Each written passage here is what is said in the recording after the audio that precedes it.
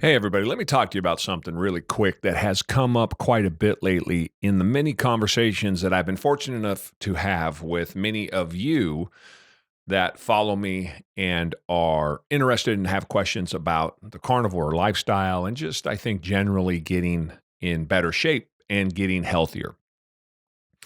And that is sugar, the difference between sugar and opioids. I have been addicted to opioids on three separate occasions. I broke my back as a kid, and that resulted in three separate times over the course of about 15 years being addicted to three different types of opioids. And the equate, or the people often equate opioids and sugar, and that sugar is or could be every bit as addictive. Everyone is different.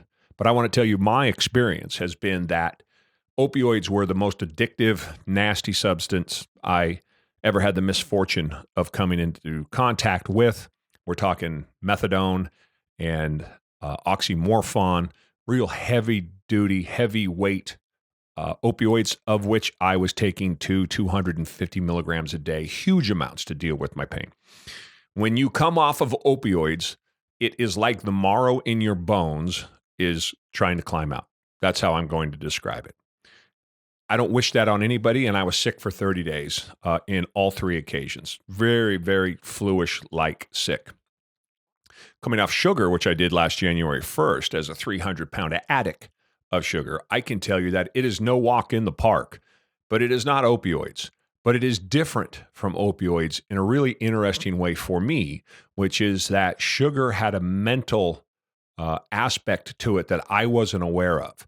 That was the body or the mind telling my body that we need to go find this addictive substance and power ourselves off of it. And we're going to pretend like we're going to send the body messages, pretending like we're hungry. We're going to stop the body from eating things that don't have any sugar in them. The mind, for me, on sugar was a much bigger impediment than my mind was to opioids on the physical side. So I will take the mind and sugar any day. The opioids, as I said, is brutal and is unrelenting when you try to come off of it. It's very difficult. But sugar is not without its own problems. But I want to make sure we have some perspective. So it's a matter of battling, it's a matter of will and battling mentally what's going on in your head and understanding that your brain doesn't want you to eat the things that you should. It wants you to eat the things that you shouldn't so that it can power itself and do the one thing it wants to do for you, which is save fat for rainy days, for nuclear winter, for when you need it. And it doesn't get the difference between enough fat and too much fat. So it's just going to keep pushing you to continue to eat the things that that are killing you, even though it believes it's helping you. It's a really interesting experience. Opportunities everywhere. You got to go get them. Start by going for a walk. Cut out that sugar, get rid of those carbs. And if you really want to do it, let's do some carnivore.